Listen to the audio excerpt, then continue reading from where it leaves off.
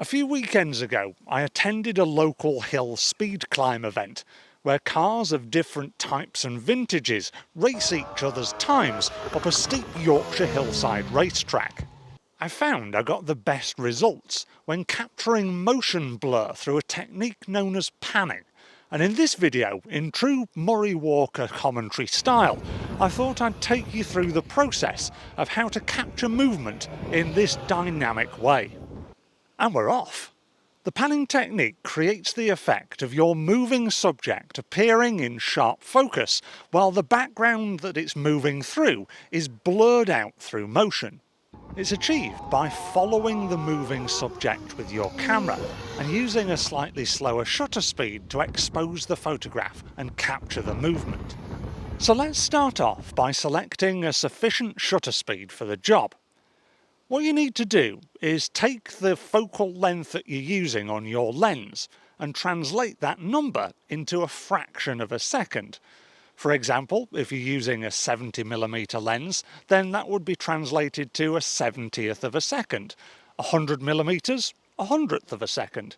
50mm, 50th of a second. As a rule of thumb, any shutter speed slower than this value will allow you to create motion blur when you move the camera, whether you're doing panning or any other type of intentional camera movement. What you might find if you slow your shutter speed down is that the camera thinks it's going to overexpose the scene, especially if you're out on a bright sunny day.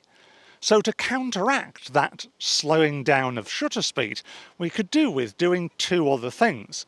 First of all, keeping our ISO as low as it will go, so we're reducing the sensor's sensitivity to light. And secondly, narrowing our aperture, so we're letting less light in through the lens. What we have to remember is that depth of field in this situation doesn't really matter, because any blurring out is being done by movement rather than the sharpness of where our depth of field falls. If, after doing these things, you still find that the camera is saying this shot is going to be overexposed, then you might want to consider using a neutral density filter, which blocks out a sufficient amount of light for all of your settings to fall into place.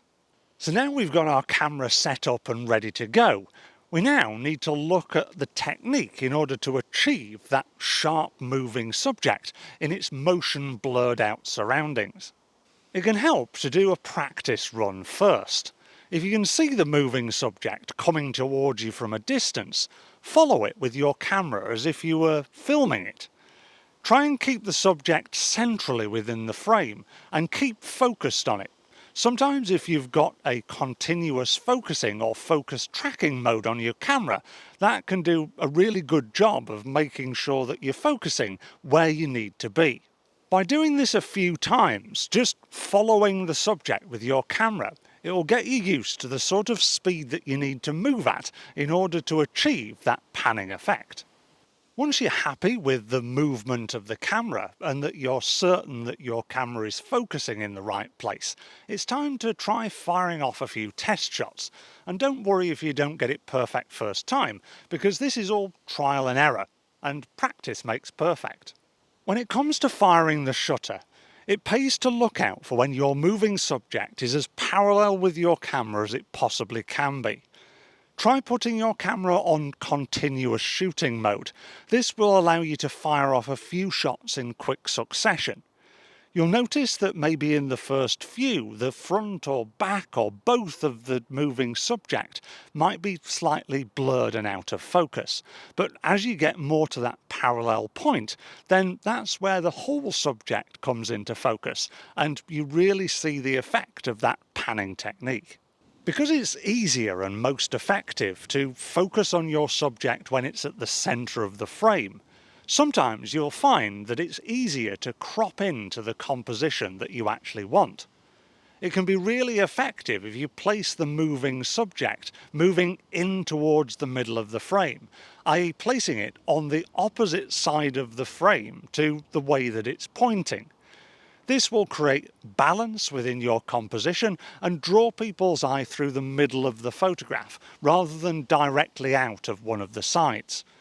It's also useful to move from left to right, especially here in the West when we read from left to right, because our eyes are just used to travelling in that direction. If you move a subject from right to left, it just doesn't feel quite as effective.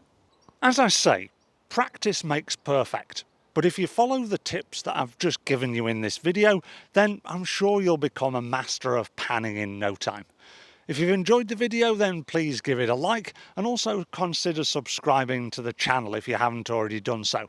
And if you'd like more information to take your photography knowledge further, then why not watch this video next? Thanks a lot for watching. I'll see you in the next one, but until then, it's bye from me for now.